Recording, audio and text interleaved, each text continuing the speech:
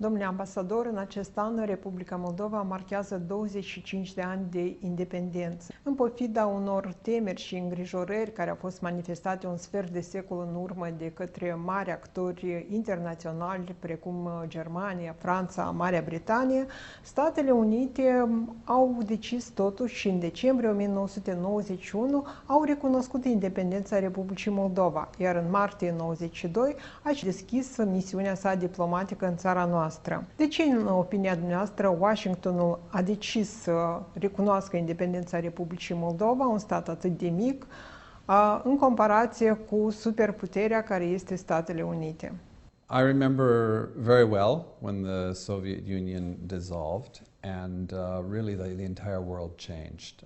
My whole life I had grown up in the Cold War, and suddenly we saw what we felt was a new opportunity for everyone, including the republics of the former Soviet Union.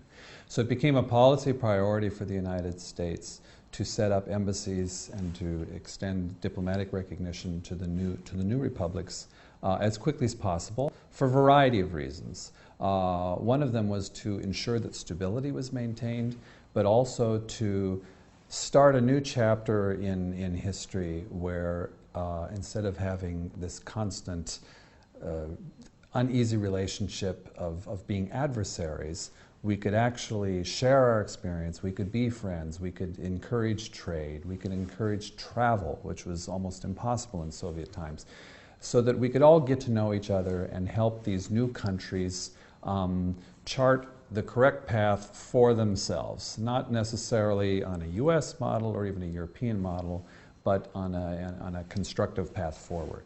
So for us it was a priority.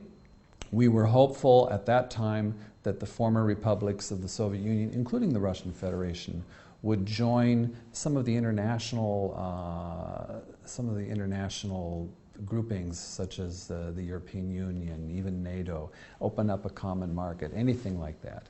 Unfortunately, that did not happen completely. It certainly did not happen with some of the republics. But with Moldova, we still have a lot of optimism that Moldova will continue to follow a European path, embrace European values, and become a productive partner in the world community. Domnule ambasador, cum ați caracteriza etapa actuală a relațiilor de colaborare dintre țările noastre? I would say the relationship has been positive. As you noted, we've had diplomatic relations with Moldova almost from the beginning. There have been setbacks and there have been disappointments, but one has to remember what it was like here when it was a Soviet republic, and then one has to admit that things actually are better. There's still many, many problems to be resolved. We are not going to give up. We are not going anywhere. We have tried to help from Moldova from the beginning. My country has contributed well over $1 billion, actually $1.4 billion in assistance to Moldova in a whole variety of areas, including economic growth, military relationship, cultural relationship, also democracy and governance, trying to help Moldova to conform to European standards, and we will continue to work with whatever government is currently in power, and with our goal being that this country needs to be more prosperous and more democratic. V-ați referit la asistența acordată de Statele Unite țării noastre și în acest context am putea aminti că unul dintre cele mai mari proiecte a fost acordul Millennium Challenge Corporation semnat în 2010. Ați putea numi volumul total de asistență oferit țării noastre de către guvernul american și în ce domenii a fost distribuit acesta, care au fost proiectele principale? That particular project was for 5 years. It ended last year. It was a very successful project. It was also our largest foreign assistance project here in Moldova. It was more than $260 million invested in projects that were designed to improve high-value agriculture and particularly distribution of agricultural products. And we did it in two different areas. One was to refurbish and build a highway, the 92-kilometer highway to Soroca, to serve the northern part of Moldova, and that would allow easier transport of agricultural products. And we also refurbished 10 Soviet-era irrigation facilities to improve irrigation for farming throughout Moldova. The project was very successful, and in addition to these projects, we also were able to institute governing structures such as locally based water usage authorities that introduced really a new concept on how to manage resources such as water. Domnule ambasador, până a veni în țara noastră, ați activat în Rusia, în Ucraina. Acum sunteți un diplomat de top american în țara noastră. Pornind de la experiența pe care ați avut-o, cum vedeți perspectivele de dezvoltare ale țării noastre? Well, obviously there are similarities between Moldova and some of the other republics of the former Soviet Union. There's a Soviet legacy that they all begin with, but I would also say that all of these countries are very different. There are definitely shared challenges, particularly I would say with Ukraine. But again, Moldova has to follow its own course, and I think Moldova is actually doing that. That course, I think, has to lead to Europe. I think that's really the best alternative. But at the same time, it's very important for Moldova to cherish its neutrality and to cherish the fact that both historically and geographically, it's always tried to maintain a balance between, for example, its large neighbor Russia, as well as Europe. And I think that we're already seeing a slight improvement in the relationship with Russia. Hopefully that will result in opening up the Russian market. At the same time, Moldova's exports have increased to the EU. And with Moldova signing the association agreement with the European Union, I think that the benefits to the people of Moldova are going to be tremendous, not just economically, but also in bringing certain standards and values from Europe that are very much needed in this country.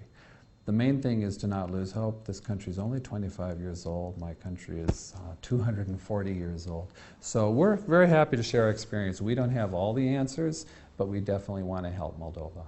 Evident, 25 de ani de statalitate pentru istorie nu este o perioadă prea mare. Și poate anume din aceste motive, dar și din alte cunoscute, în prezent în societatea noastră tot mai des se vorbește despre viabilitatea statului. O parte dintre societatea noastră vede viitorul țării în comunitatea europeană, o altă parte privește spre est, un segment important își dorește unirea cu România, pe când celălalt crede că ar trebui păstrată statalitatea țării. Evident, până la urmă, poporul trebuie să facă această alegere, dar în opinia dumneavoastră, de ce factori ar trebui să țină cont oamenii atunci când iau o decizie de acest gen? Ce trebuie să întreprindem pentru a susține acest test de viabilitate? I think it's very important, and certainly it is our policy, and I think it's also the policy here, that Moldova needs to remain a sovereign and independent country inside secure borders. Joining Romania, for example, as a means to get into the EU, or for whatever reason, is really it's not a practical it's not a practical choice, and it's not a choice that's going to make things better here in Moldova. What will make things better here in Moldova is for the political class and for the people of Moldova to all cooperate in making this a better country for Moldovans.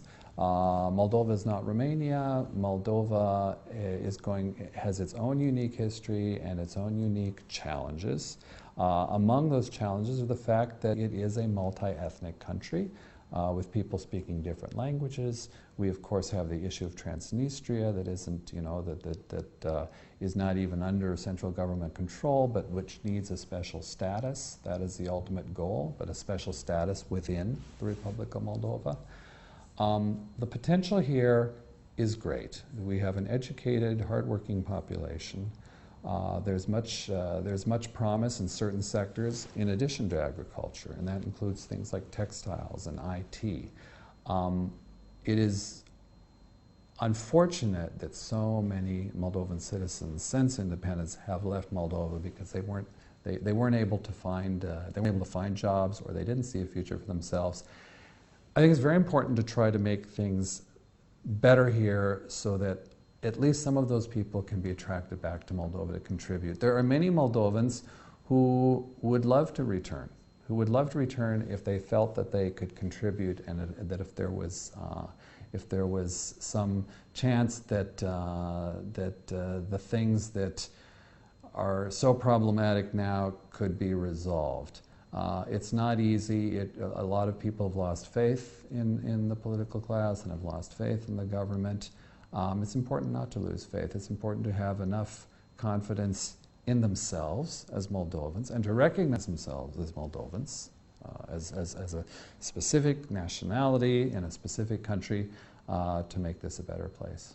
Excelență, cu ocazia aniversării a 25-a de la Declararea Independenței, care ar fi mesajul dumneavoastră, urările pentru cetățenii Republicii Moldova? I would only say that I've lived here a year and a half now. I feel myself very much a part of this country, and I think I speak for my country at large when I say that we want the very best for Moldova. This is not an issue of geopolitics. We want the government of Moldova and the people of Moldova to do what is best for Moldova, not what's best for us or for Europe or for Russia or anyone else. And that has to be constantly in the minds of those who make the decisions in this country, but it also means that the people of this country have to make their government accountable. They have to insist that decisions have to be for the benefit of the people.